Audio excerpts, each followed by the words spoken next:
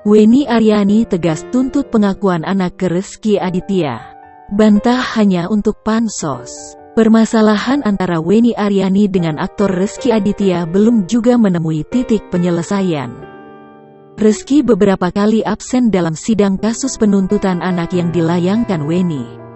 Sementara itu, Weni dengan tegas masih terus maju memperjuangkan hak anaknya. Setelah bertahun-tahun bungkam, dirinya membantah kemunculannya ke publik hanya untuk pansos.